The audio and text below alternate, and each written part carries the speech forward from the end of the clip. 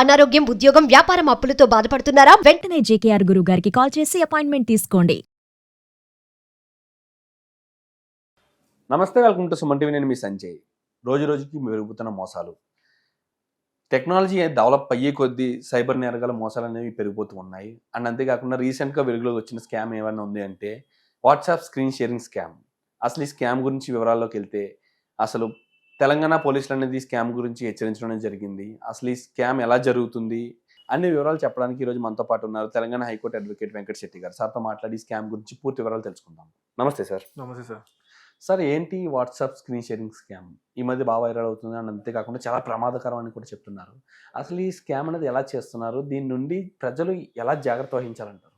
So రీసెంట్గా మన తెలంగాణలో చెప్పడం జరిగిందనమాట. ఏదైతే ఈ సైబర్ క్రైమ్ చేసేవాళ్ళు కొత్త కొత్త మార్గాలను ఎంచుకోవడం జరుగుతూ ఉంది.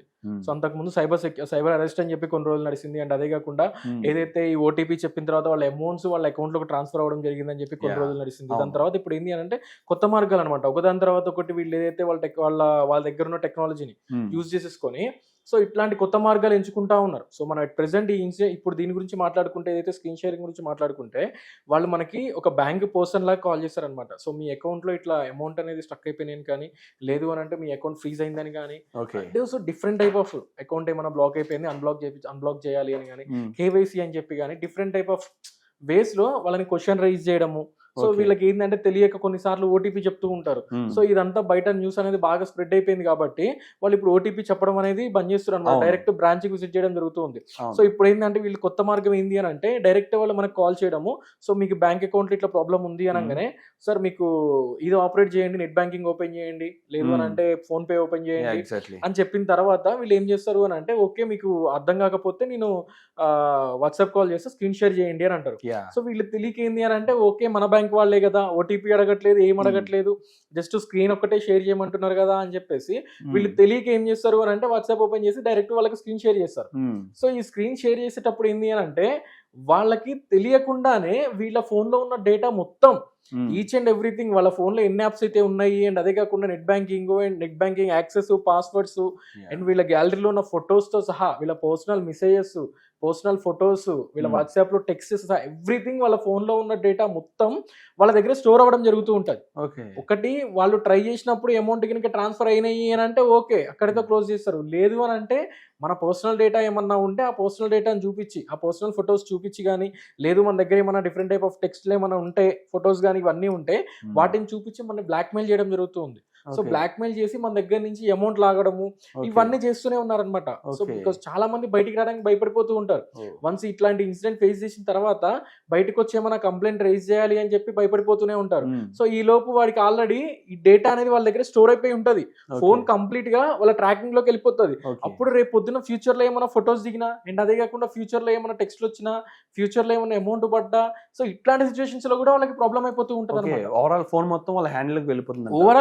వాళ్ళ హ్యాండిల్లోకి వెళ్ళిపోతుంది. సో ఇక్కడ నీ ఫోన్ ఆపరేటింగ్ మొత్తం వాళ్ళ చేతుల్లో ఉంటది. అవసరమైతే ఇక్కడ నుంచి వాళ్ళు ఆపరేటింగ్ కూడా చేసుకోవచ్చు. ఏదైతే అంత టెక్నాలజీ అనేది వాళ్ళు బిల్డ్ చేసుకుర్రు.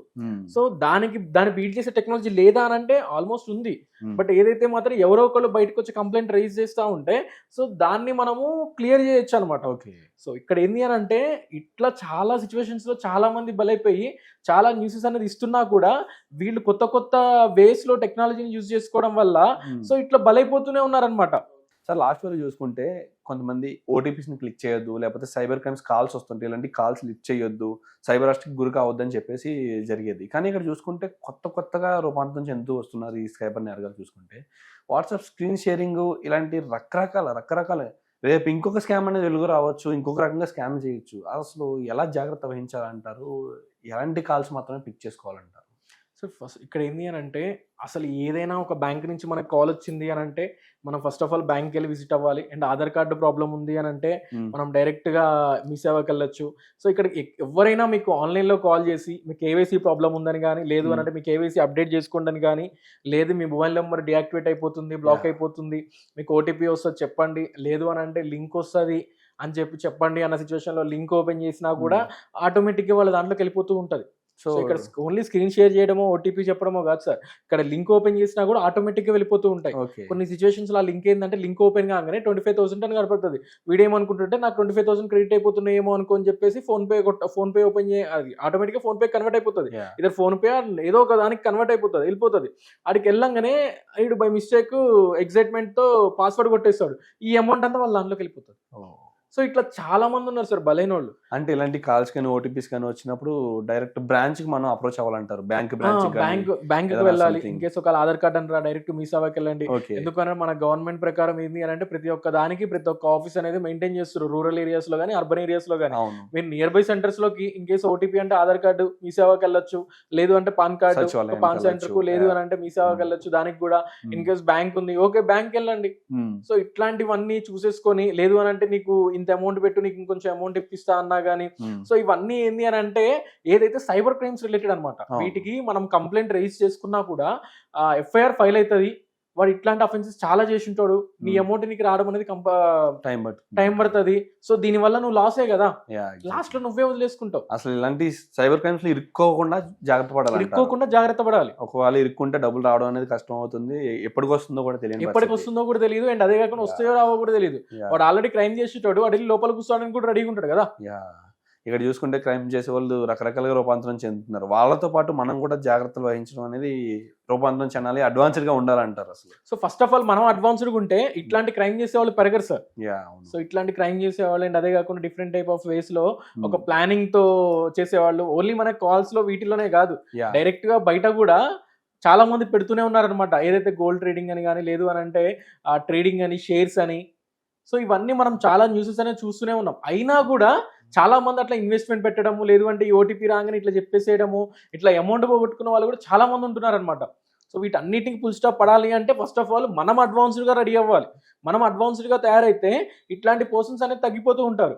ఓకే సార్, అండ్ ఈ క్రైమ్లో ఎలాంటి క్రైమ్లో ఇరుక్కోకుండా జాగ్రత్తలు చెప్పారు సరే, ఒకవేళ ఎలాంటి క్రైమ్లో ఆల్రెడీ ఇరుక్కుని డబ్బులు పోగొట్టుకుని ఉంటే వాళ్ళు ఏం చేయాలంటారు, ఎలాగా సంథింగ్ వాళ్ళకి సొల్యూషన్ ఏంటంటారు అసలు?